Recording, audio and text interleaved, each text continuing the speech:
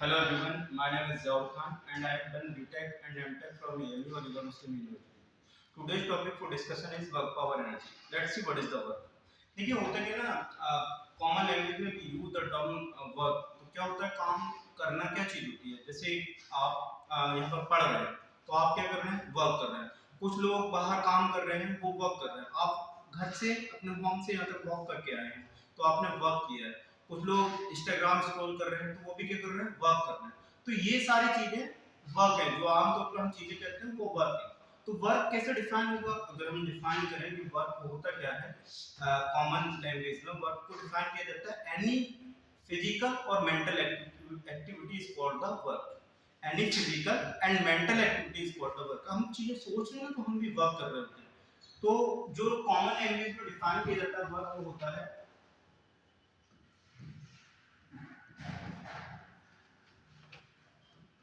any physical and mental activity.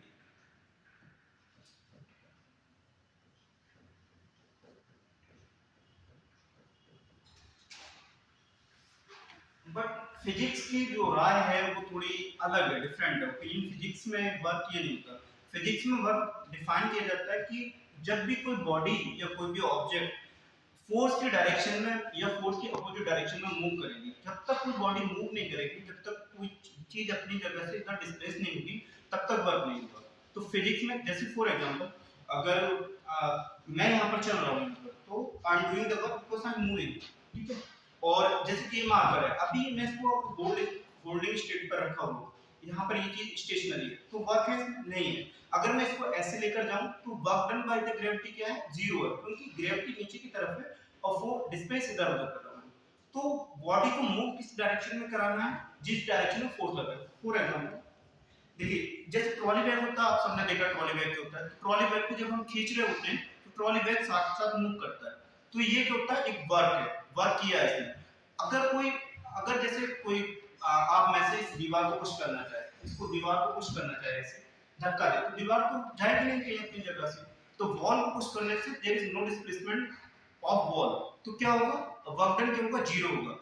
तो work done होने के लिए हमारी पहली कंडीशन जो है कि उस पर फोर्स होना चाहिए. फर्स्ट कंडीशन क्या है, फोर्स अप्लाइड होना चाहिए. और second and most important condition क्या है कि बॉडी डिस्प्लेसमेंट होना चाहिए, बॉडी का, बॉडी मूव करनी चाहिए, तभी वर्क डन माना जाएगा. तो फिजिक्स में जो वर्क डन डिफाइन किया जाता है वो एक्चुअल वर्क डन क्या होता है. Work done when a body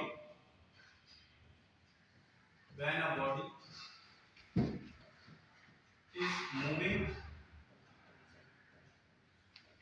in the direction in the direction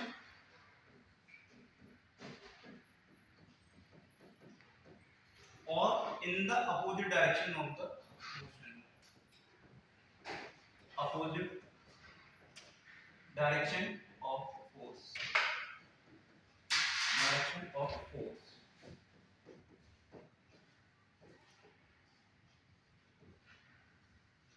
तो वर्कडन क्या होता है कि फिजिकल और मेंटल एक्टिविटी जो कॉमन लैंग्वेज में यूज करते हैं, बट फिजिक्स की लैंग्वेज में क्या होता है कि जब भी कोई बॉडी फोर्स की डायरेक्शन में या फोर्स के अपोजिट डायरेक्शन में मूव करती है तो वर्कडन होता है. अब देखो ये फोर्स की डायरेक्शन में, फोर्स के अपोजिट डायरेक्शन में क्या है एग्जांपल इसका. तो देखिए जैसे कोई भी चीज अगर हम फोर्स कर रहे हैं, पुश कर रहे हैं या पुल कर रहे हैं, तो बॉडी फोर्स की डायरेक्शन में मूव कर रही होती है. और फोर्स की अपोजिट डायरेक्शन वाला क्या एग्जांपल होगा, जैसे फॉर एग्जांपल अगर आप साइकिल चला रहे हैं और साइकिल का पेडल मारना अगर बंद कर दें तो क्या होता है, मूव, साइकिल बंद कर देती है, थोड़ा देर मूव होने बाद साइकिल बंद कर देती है, क्योंकि फ्रिक्शन जो होता है अपोजिट डायरेक्शन में होता है और साइकिल मूव की डायरेक्शन में कर रही थी, आगे कर रही थी. तो वर्क डन क्या होगा इस केस में, force in this opposite direction and move कर रही है साइकिल इन दिस डायरेक्शन.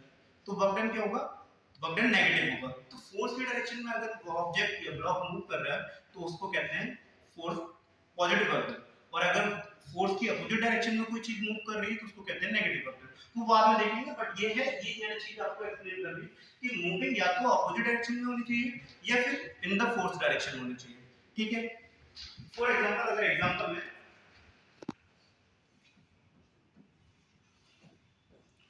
अगर जैसे ये ब्लॉक है,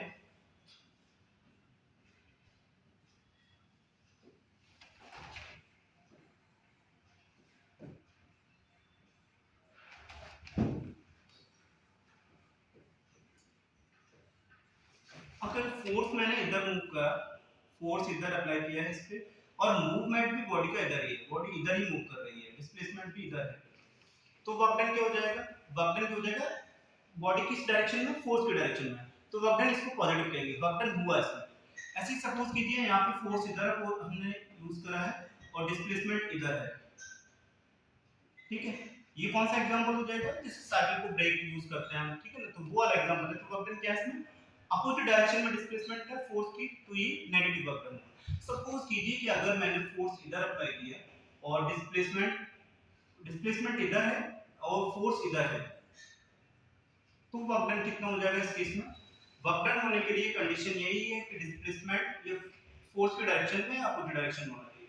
अब इन दोनों के बीच में एंगल 90 डिग्री, इसलिए से वर्क डन 0 है। हम इस फॉर्मूले को देखेंगे कि क्यों वर्क डन 0 है।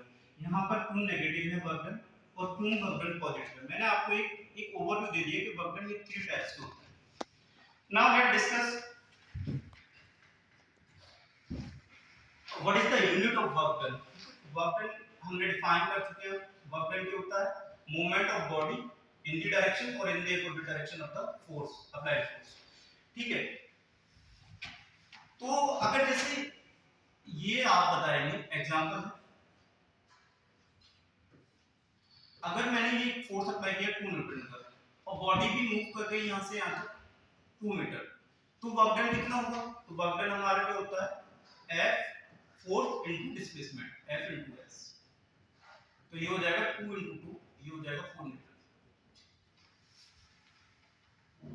अगर ये बॉडी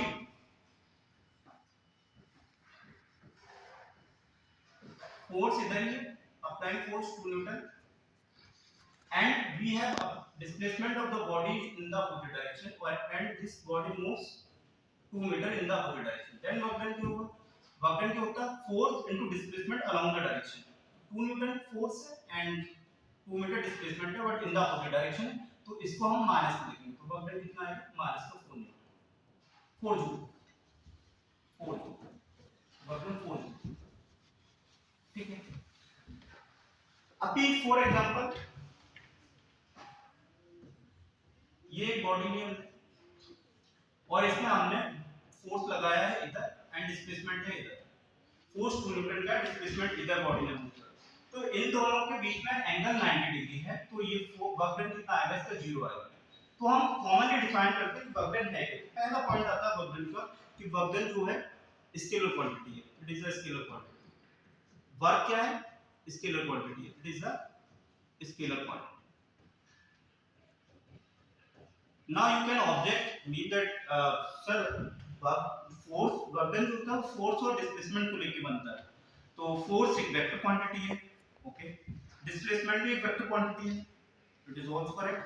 तो अगर फोर्स भी वेक्टर है और डिस्प्लेसमेंट भी वेक्टर है बट वर्क जो आप कह रहे हैं वो स्केलर है, तो हम दोनों इसके मतलब इन दोनों के बीच में जो प्रोडक्ट हुआ होगा वो कौन सा मल्टीप्लिकेशन हुआ होगा, डॉट या क्रॉस, इसका मतलब सिंपली डॉट प्रोडक्ट हुआ होगा इन दोनों, तभी तो एक स्केलर क्वांटिटी आएगी वर्क डन।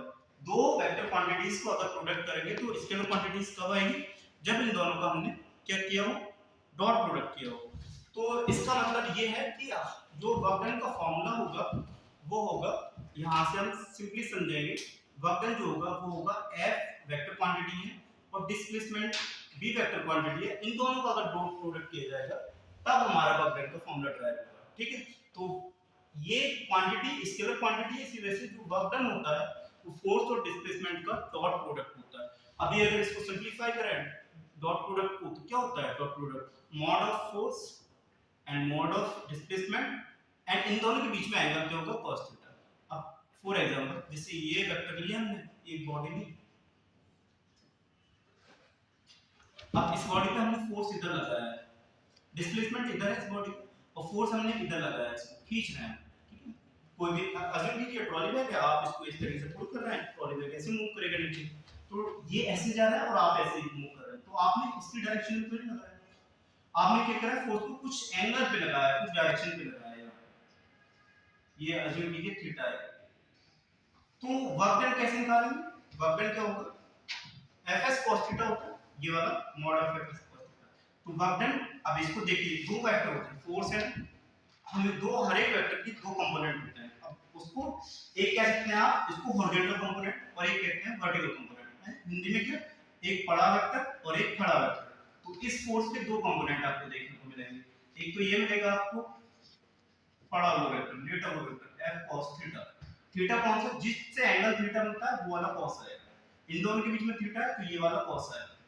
फोर्स ये है, और इसका दूसरा जो खड़ा वेक्टर आएगा वो ये आएगा f sin थीटा। सही है, इतना सही है।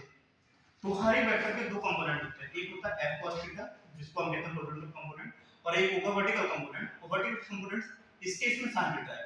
जिन दो वेक्टर के बीच में एंगल थीटा होता है उनको कहते हैं हम, उसके केस में हमें f cos थीटा रहना है, और जिनके बीच में नहीं है थीटा उसमें sin थीटा रहना है। तो इसका मतलब हमें इस डायरेक्शन में जो मिलेगा वो क्या मिलेगा, हमें बॉडी इधर मूव कर रही है तो फोर्स भी इसी डायरेक्शन में देगी। तो हमारा जो वेक्टर आएगा वो क्या आएगा, ये वाला कंपोनेंट ले लेंगे f cos थीटा, और इधर ही हमारा डिस्प्लेसमेंट है s। तो ये दोनों एक ही साथ हो गए, तो इसी वजह से वर्क डन आता है f cos f s cos theta होता है। अब ये इसका ज्योमेट्रिकल रिप्रेजेंटेशन हो गया कि क्यों ये इसी डायरेक्शन में क्यों डॉट प्रोडक्ट किया जा रहा है। ये क्यों डॉट प्रोडक्ट करके लाए हैं, क्योंकि हमें मूवमेंट चाहिए बॉडी का, उसी डायरेक्शन में फोर्स चाहिए। तो फोर्स हमने इस डायरेक्शन में लाया तो f cos थीटा है, और डिस्प्लेसमेंट क्या था s था। अब इन दोनों को मल्टीप्लाई कर देंगे तो f s cos थीटा आ जाएगा। ठीक है, let's see the another example. Now हमने एक पॉइंट लिख चुके हैं, हम पॉइंट को अपने इधर लिख लेते हैं, सारे पॉइंट को जितने कंक्लूसिव पॉइंट है कि वर्क डन क्या होता है, स्केलर क्वांटिटी है। Work done is a scalar quantity.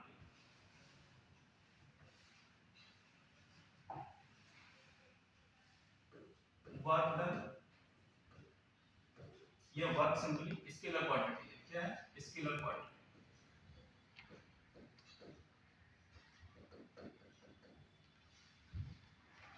दूसरा हमने जो पॉइंट लिखा है कि वर्क डन की जो मैथमेटिकल फॉर्मूला होता है वो डॉट प्रोडक्ट होता है फोर्स एंड डिस्प्लेसमेंट। इसको अगर सिंपलीफाई किया जाएगा तो fs cos थीटा आता है। ये दो पॉइंट हमने अभी तक कंक्लूड किए हैं, अभी तक यही समझा है। ठीक है, अब उसके बाद में हम देख लेते हैं कि इनकी यूनिट क्या है। तो यूनिट ऑफ वर्क क्या होती है, यूनिट क्या होती है इसकी, वर्क की यूनिट लिखी जाती है जूल, सिंपली जूल। अगर हम इसको ड्राइव करना चाहे तो ड्राइव कर सकते हैं। W क्या होता है, फोर्स इनटू डिस्प्लेसमेंट। फोर्स की यूनिट क्या होती है, न्यूटन, और डिस्प्लेसमेंट की होती है मीटर, और न्यूटन मीटर को ही हम क्या कह देते हैं, जूल कहते हैं। ठीक है, ये ऐसा यूनिट है। ठीक है ना, न्यूटन भी ऐसा ही है, मीटर भी ऐसा ही है। अगर डायमेंशन की बात करें तो डायमेंशन क्या होती है, अगला पॉइंट। तो डायमेंशन भी हम ऐसे निकाल सकते हैं। डायमेंशन क्या होगी, फोर्स की डायमेंशन क्या होती है, फोर्स को लिख सकते हैं एम ए। तो वर्क क्या होता है, F into S। F को लिख सकते हैं m into a, और इसको डिस्प्लेसमेंट को s। m की डायमेंशन होती है m, एक्सेलरेशन की डायमेंशन होती है l e to the power -2, और इसकी डायरेक्शन डिस्प्लेसमेंट की डायमेंशन क्या होती है l। तो ये क्या बनेगा आपका m l square t -2, ये आपका बनेगा डायमेंशन। 3 पॉइंट हो गए। वर्क क्या होता है, स्केलर क्वांटिटी होती है, fs cos थीटा इसका मैथमेटिकल फार्मूला होता है, जूल इसकी यूनिट होगी, और डायमेंशन इसकी ये होगी। Now let's discuss the what is the positive work and negative work. तो हम डिस्कस करेंगे यहाँ पे, फिर बाद में फाइनल पॉइंट देखेंगे। तो जैसे टाइप ऑफ वर्क क्या होते हैं, टाइप ऑफ वर्क देख लेते हैं। तो 3 टाइप होते हैं वर्क के। एक तो होता है पॉजिटिव, जो मैंने आपको शुरू में ही इन द बिगिनिंग समझाया था, positive work, then negative work, and next one is zero work। इनको फिजिकली देखते हैं, पॉजिटिव वर्क क्या होगा, नेगेटिव वर्क क्या होगा, जीरो वर्क क्या होगा। वर्क जो सिंपली जो अभी तक मैं कहता हूं, अभी तक जो वर्क क्या है, वर्क क्या है, movement of the body along the direction of force और in the opposite direction of force. Simply अगर फोर्स की डायरेक्शन में है तो बॉडी मूव करे, या अपोजिट डायरेक्शन में मूव करे। तो पॉजिटिव वर्क में अगर ये एग्जांपल एक बार ले चुके हैं हम, फिर भी देखते हैं। अगर ये फोर्स इधर है और डिस्प्लेसमेंट भी इधर है बॉडी का, तो वर्क डन जो आएगा वो पॉजिटिव होगा इस केस में। क्यों, क्योंकि अगर फॉर्मूला देखिए W का क्या होता है, F डॉट S इसको लिखते हैं एफ एस कॉस थीटा, और ये क्या हो जाएगा एफ एस से जाएगा, इन दोनों के बीच में एंगल कितना है 0, तो कॉस ऑफ 0, तो cos ऑफ 0 कितना हो जाएगा 1 एफ एस इनटू 1, और ये आ जाएगा एफ एस, तो वर्क क्या आएगा पॉजिटिव, सिंपल। ठीक है सर, पॉजिटिव वर्क हो गया, ठीक है, मैथमेटिकल भी समझ में आ गया, बट एग्जांपल दीजिए कि सर एग्जांपल क्या है रियल लाइफ एग्जांपल जहां पे वर्क पॉजिटिव होता है, कैसे पता चलेगा? तो हम बताते हैं, जैसे ये देखिए, ये स्टार देखिए, अगर इस पे दो फोर्स लग रहे हैं, अभी एक तो मैंने होल्ड किया हुआ है, मेरा कॉन्टेक्ट फोर्स है, एक ग्रेविटी फोर्स लग रही है, mg एक फोर्स लग रहा है जो नीचे की तरफ है परपेंडिकुलर, अगर मैं इसको छोड़ दूं ऐसे तो ये नीचे गिरेगा, तो वर्क डन ऑफ ग्रेविटी क्या होगा? देखो इसका मूवमेंट देखना किधर, इसका मूवमेंट नीचे की तरफ था और ग्रेविटी भी नीचे लग रही है, तो वर्क डन क्या होगा? पॉजिटिव होगा। जब भी कोई ऑब्जेक्ट फ्री फॉल करेगा या ऊपर से ग्रेविटी के उसमें गिरेगा तो वर्क डन क्या होगा? पॉजिटिव। तो इसका एग्जांपल जो आपको देखने को मिलेगा वो क्या होगा? Work done by the gravity, work done by gravity when object moving in the when body falling, ठीक है, फॉलिंग का जब नीचे की तरफ बॉडी आएगी तो वर्क डन जो ग्रेविटी करेगी पॉजिटिव होगा, ठीक है, एक एग्जांपल। दूसरा एग्जांपल वर्क डन पॉजिटिव का क्या होगा कि फॉर एग्जांपल जैसे आपने देखा होगा कि जैसे हम ट्रॉली बैग खींचते हैं तो पुलिंग द ट्रॉली में, तो हम फोर्स इधर लगा रहे हैं और ट्रॉली बैग भी इधर मूव करेगा, तो एक वो एग्जांपल ले सकते हैं, तो pulling the trolley bag, pulling the trolley bag.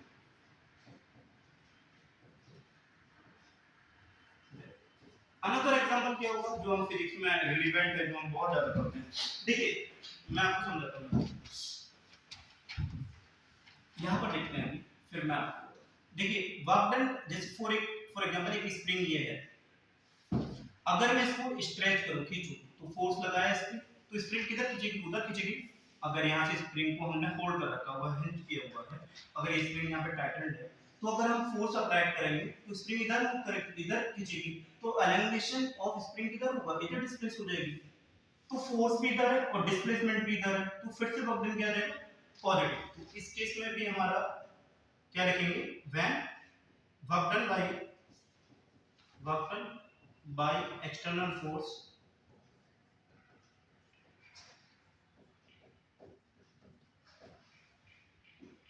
when spring is stretched or compressed, दोनों केस में वर्क करता है, stretched और compressed, ये एग्जांपल हो, ठीक है। अगर कंप्रेस करेंगे तो जैसे फॉर एग्जांपल अगर कंप्रेस करना है हमें यहाँ पे, तो हमारा फोर्स इधर होगा, और ये कंप्रेस होके क्या होती है? कंप्रेस होगी स्प्रिंग, तो स्प्रिंग इधर मूव कर जाएगी, तो फोर्स भी इधर और स्प्रिंग भी इधर मूव करेगी, तो फिर से वर्क डन क्या आएगा? पॉजिटिव, ठीक है। ये केस हो गया पॉजिटिव वर्क डन का। Now let's see the what is the negative work done. मैंने आपको बताया था कि नेगेटिव वर्क डन क्या होता है कि जब भी हमारा बॉडी या ऑब्जेक्ट मूव करे इन the opposite direction of force, force इधर है, बॉडी इधर मूव कर रही है एस, ठीक है, तो ये नेगेटिव वर्क डन होगा। अब अगर इसको देखा जाए मैथमेटिकली तो W इक्वल टू क्या होता है? F S cos of theta, इन दोनों के बीच में एंगल क्या है? फोर्स इधर है, डिस्प्लेसमेंट इधर है, फोर्स इधर है, डिस्प्लेसमेंट इधर है, तो दोनों वेक्टर के बीच में एंगल कितना है? यहां से देखिए पूरा 180 डिग्री एंगल है, तो F ये हो जाएगा फोर्स, S ये हो जाएगा, और cos of 180 degree, cos of 180 की वैल्यू क्या होती है? -1, तो यहाँ पे आ जाएगा एफ एस, इसकी वैल्यू -1, तो ये हो जाएगा -एफ एस। तो आपको मैथमेटिकली ये दिख गया कि वर्क डन जो होगा इसमें नेगेटिव ऑफ डिस्प्लेसमेंट फोर्स आएगा। अब ठीक है, ये मैथमेटिकल हो गया, अब हमें फिजिकल एग्जांपल चाहिए कि क्या है कब वर्क डन नेगेटिव होगा। तो जैसे मैंने बताया था ना, वर्क डन इस स्टैंडर्ड में ग्रेविटेशनल फोर्स नीचे की तरफ, अगर मैं इसको नीचे छोड़ूंगा तो बॉडी का मूवमेंट भी नीचे है और ग्रेविटेशनल फोर्स भी नीचे है, तो वर्क डन क्या आएगा? पॉजिटिव। अगर मैं इसको ऊपर उठाता हूं तो क्या होगा? ये ऊपर जा रही है बॉडी पहले, और ग्रेविटी किधर लग रही है? नीचे लग रही है, तो बॉडी ऊपर डिस्प्लेस कर रही है, ग्रेविटी नीचे, तो दोनों फोर्स अपोजिट डायरेक्शन में, इसी वजह से क्या होगा? वर्क डन नेगेटिव होगा। तो जो वर्क डन ग्रेविटी में जब बॉडी फॉल डाउन करती है तो पॉजिटिव होता है, वही वर्क डन ग्रेविटी की वजह से जब बॉडी अपसाइड जाती है तो नेगेटिव होगा। तो work done by gravity, work done by gravity when body is moving upward,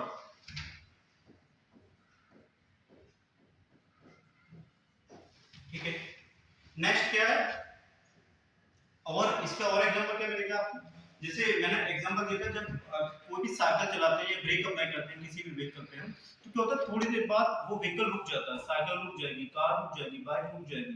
तो होता क्या है कि frictional force in the opposite direction होता है और मूवमेंट बॉडी का आगे होता है। तो जो फ्रिक्शनल फोर्स की वजह से जो वर्क डन होगा वो नेगेटिव होगा। तो work done by frictional force, work done by frictional force, या इसको ब्रेक भी कह सकते हैं, फ्रिक्शनल फोर्स और ब्रेक is negative, negative। ये दो केस हो गए। अब जीरो वर्क डन का देखते हैं, जीरो वर्क डन का क्या होगा। तो देखिए एक बहुत अजीब सी वो है बात ये कि जीरो वर्क डन के केसेस क्या है। देखिए अगर मैं इस बॉल को पुश कर रहा हूं तो मैंने फोर्सेस में अप्लाई किया बट डिस्प्लेसमेंट जीरो, तो ये भी जीरो वर्क डन का केस है। तो जीरो वर्क डन का केस क्या है, पुशिंग द बॉल। एग्जांपल क्या हो जाएगा इसका, इसका एग्जांपल होगा pushing the ball, pushing the ball. और नेक्स्ट एग्जांपल क्या होगा, देखिए वर्क डन में मैंने बताया था या तो फोर्स होना जरूरी है, डिस्प्लेसमेंट होना जरूरी है। अगर जीरो वर्क डन करना है तो क्या तीन केस हो सकते हैं, या तो फोर्स जीरो हो जाए, या डिस्प्लेसमेंट जीरो हो जाए, या फिर क्या जीरो हो जाए, cos थीटा जीरो हो जाए। ठीक है, या तो फोर्स जीरो या डिस्प्लेसमेंट जीरो या cos थीटा जीरो। तो cos थीटा जीरो होता है, जैसे फॉर एग्जांपल ये बॉडी है और फोर्स इधर लगेगा, इसमें डिस्प्लेसमेंट इधर, तो इन दोनों के बीच में एंगल कितना है, 90 डिग्री। जब भी 90 डिग्री होगा तो वर्क डन कैसे निकालेंगे, वर्क डन कैसे निकालेंगे, fs cos 90 डिग्री। cos 90 की वैल्यू कितनी होती है, 0, तो वर्क डन कितना आएगा, 0। ठीक है, तो वर्क डन ऐसे 0 आएगा अगर एंगल इन दोनों के बीच में 90 डिग्री है, फोर्स परपेंडिकुलर टू डिस्प्लेसमेंट है, तो वर्क डन क्या होगा, 90। ठीक है सर, समझ में आ गया मैथमेटिकली, बट एग्जांपल दीजिए, क्या एग्जांपल इसका। तो जैसे फॉर एग्जांपल में इसको पुशिंग द बॉल हो गया, अगर मैं 90 डिग्री का एग्जांपल दूं तो जैसे अज्यूम कीजिए कि ये हमारी अर्थ है और ये मून मूव करेगा हमारी अर्थ के अराउंड रिवॉल्व करता है मून, तो इसमें एक सेंट्रीपिटल फोर्स इधर आएगा, एफ सेंट्रीपिटल, और मूवमेंट ऑफ मून कितना होगा, इस डायरेक्शन में होगा, ऐसे एस डिस्प्लेसमेंट इधर होगा, फोर्स इधर है, डिस्प्लेसमेंट इधर है, इन दोनों के बीच में एंगल कितना है, 90 डिग्री। तो क्या हो जाएगा, वर्क डन 0 हो जाएगा। एक ये एग्जांपल हुआ। एक एग्जांपल अगर और देखना चाहें तो एक एग्जांपल ये है कि जब भी हमारा कोई भी पेंडुलम मूव करता है, अज्यूम कीजिए जैसे ये पेंडुलम, तो इसमें डिस्प्लेसमेंट इधर होगा s और टेंशन इधर होगा, तो work done by tension in a pendulum क्या होगा, वो भी 0 होगा। तो ये हमारे केस हो गए वर्क डन के। अब एग्जांपल देखिए,